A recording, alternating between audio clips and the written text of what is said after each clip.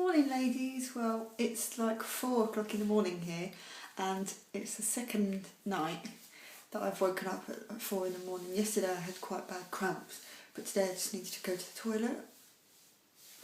I don't know, maybe it's just because I'm having a mixture. I had a mixture of the trigger drug, which is the pregnancy hormone, and steroids that I've now started, and whether it's my mind racing as well.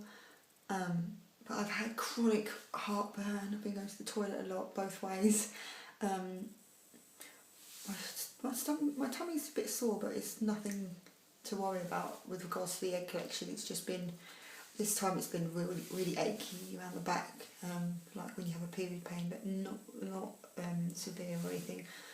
But yeah, I'm just waiting really till later to get a call in 4 hours or less to find out about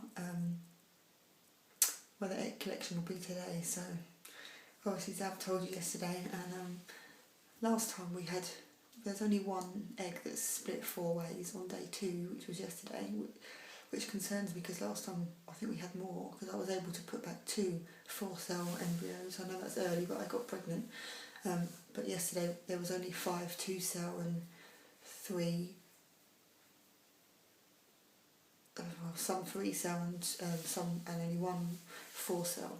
So I'm hoping that at least if I'm, like, for the first time I'm going to be waiting for this 3-day transfer, that they've progressed a bit more than 4 cells, because would have had no benefit to having the 3 day instead of the 2 day. If that makes any sense. So I'm hoping that they've developed to at least 5 cells, 6 cells or something today, well, they've already said to me that it'll be possibly Wednesday anyway, so today was just booking provisionally just in case there's something clear that's come out.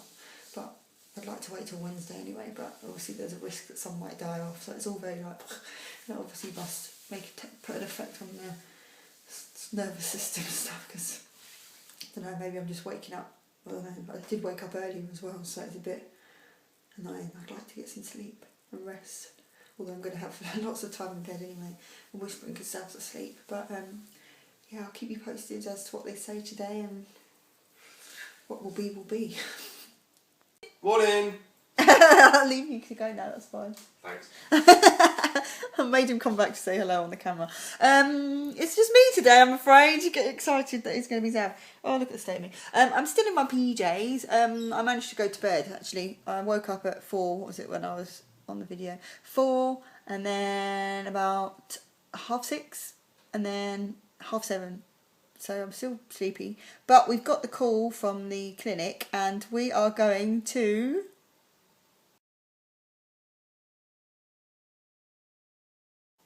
Oh my god, I can't believe we're actually going to do a 5-day transfer. It's a bit scary. We've still got 8 embryos at the clinic growing, but 1 is a 4-cell still, which is very behind. For a 3-day, should be like into the 6 now. So it might not be developing as well, which means might die off, I don't know. We'll see, it might pick up, but the rest are from kind of all around the 6-cell mark, apart from 2, which are the best ones, which are top grade. They're not number 1, but I think they're number 2 grade. It's apparently really quite rare to have a 1 with no fragmentation, not even like a tiniest bit. So there's 2 that are top grade, and they're both, one of them's an 8-cell, one of them's a 7-cell. So they are keen to see how they all go and if any catch up and everything. So they've told me not to come in today, which would be a 3-day transfer. I've only ever had 2-day transfers, so this is so nerve-wracking even to get to the 3-day. It's like, oh, shit. So I continue with the steroids, which means that they'll still be in my system even more, cyclogest and everything. But I now have my transfer on Wednesday. I have to call them tomorrow, Tuesday afternoon, to find out what time, but it's Wednesday. And they'll hopefully be blastocysts. I mean, if they're 8 cells now, one's 7 and one's an 8-cell, and yesterday there was only 1 that was a 4-cell, and the rest were, oh god, I can't even remember how many the rest were. The rest were bear with me. Oh great, I'm on my Facebook page quickly checking down what they were. Yeah, yesterday, oh right, okay, so 5 were 2 cell, 2 were a 3 cell, and 1 was a 4 cell. So it could be the one, it could be that 4 cell that's remained the 4 cell, it could be the others that have just gone to a 4 cell and stayed there. But either way, there were only 2, 3 and 4 cells, and now one of them's gone to a 7 and one's gone to an 8. So that's quite a lot in considering it's the morning of day 3, and they were fertilised of the afternoon of the collection on Friday. So really, it's not actually been 3 days until the afternoon. So I'm so excited. I just looked online, and it says that when they get to an 8 cell, if they divide any more than that, they are called a morula, morula, which means that basically it's too difficult to actually see what the cells are because they've all kind of merged into a blob. So yeah, this is an example. I'll put an example up of a picture of a morula. Please note that this isn't mine. This is just an example so you can see what I mean.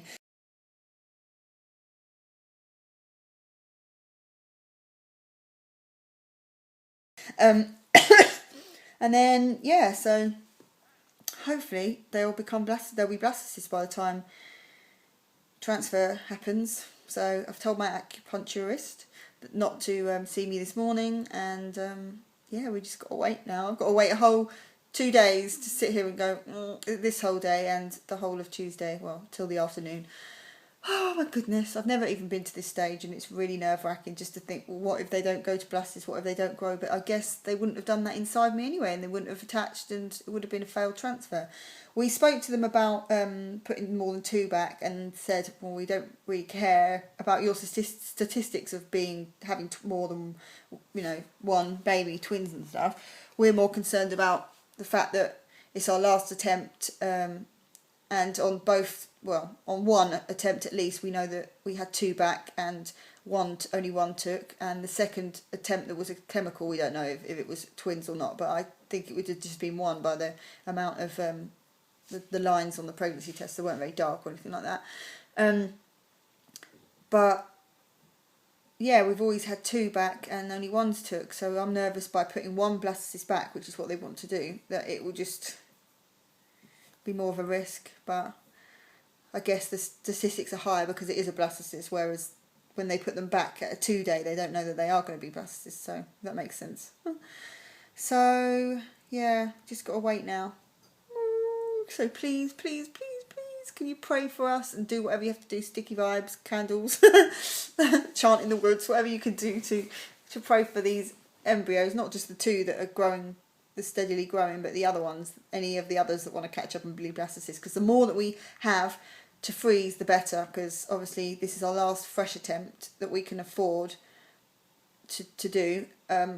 Well, to be honest, we're getting it funded on the NHS, and we can't afford to do it. I mean, if it was funded by ourselves, we're just not in any position to do it at all. We could possibly do a frozen transfer because it would mean less medicine and less hospital time, so the cost would be lower, and we'd probably get help from family. But yeah, we need to have the frozen eggs there, and if they're blastocysts, they're more likely to unthaw and survive than anything less. But I guess, even if it's 7, 8 cells, something like that, I don't think I had any blastocysts frozen before, and they survived. So the ones that were slightly less celled, I think it wasn't even an 8 cell, I think it was like a 5 cell or something. So obviously it didn't work, but still, just the fact that they unthawed. Yeah, so fingers crossed for us, and I will, I guess, update you tomorrow when they've let me know what day my transfer time is. So yeah, I'll talk to you then.